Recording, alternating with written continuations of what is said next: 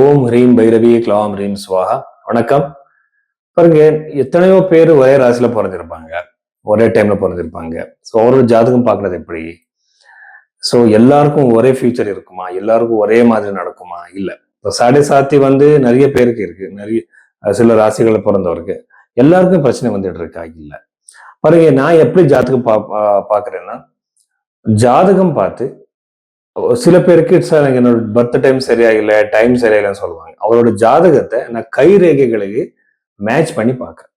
So கை ரேகை, கையில இருக்கிற ரேகைகள், அதுக்கப்புறம் ஜாதகத்துல கிரகங்கள் ரெண்டுமே சேர்ந்து, ஃபார் எக்ஸாம்பிள் இப்போ அவருக்கு திருமண யோகம் கையிலையும் நமக்கு வந்துருச்சு, விசிபிள் ஆகிருக்கு, ஜாதகத்துலயும் இருக்கு, பிரஷ்ன சாஸ்திரத்துலயும் இருக்கு. அப்போ மூணு விஷயத்துலயும் மூணு சிஸ்டம்ல கூட அந்த ஈவெண்ட் நடக்கும்போது நம்ம ஈஸியா சொல்லலாம் இந்த ஈவெண்ட் நடக்கும்.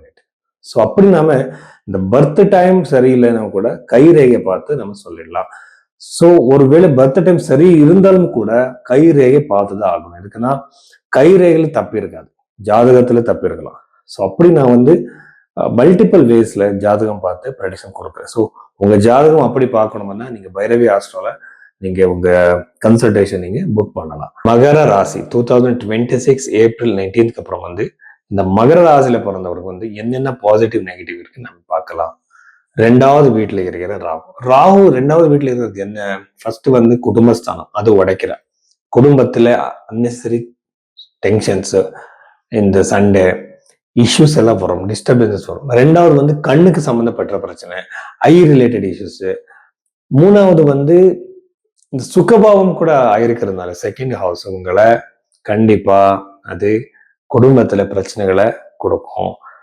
தேர்ட் ஹவுஸ்ல இருக்கிற சனி, புதன், செவ்வாய் பாப்ப கிரகங்கள் ஆகிறதுனால உங்களோட தம்பிகளுக்கு இது நல்லது கிடையாது. உங்களுக்கு அவருக்கு நடுவே ஏதாவது சண்டே வரலாம், மிஸ் அண்டர்ஸ்டாண்டிங்ஸ் வரலாம், ப்ராப்பர்ட்டி ரிலேட்டடா இருக்கலாம், பிசினஸ் ரிலேட்டடா இருக்கலாம். கொஞ்சம் ஜாகிரதையா இருங்க, பொறுமையா பேசுங்க, ரொம்ப கூலா ஹேண்டில் பண்ணுங்க. இது உங்களுக்கு ஆல்ரெடி தெரியும் இந்த பிரச்சனை வரும், நீங்க எக்ஸ்பெக்ட் பண்ணிட்டீங்க. அதுதான் ஒரு அஸ்ட்ராலஜியோட அருமை. எப்படின்னா உங்களுக்கு பிரச்சனை தெரிஞ்சிருச்சு, நீங்க மென்டலி ப்ரிப்பேர் ஆகிட்டீங்க, அதை நீங்க ஈஸியா டீல் பண்ணுவீங்க. அன்எக்ஸ்பெக்டடா வந்தாதான் நாம எமோஷனல் ஆயிடுவோம்.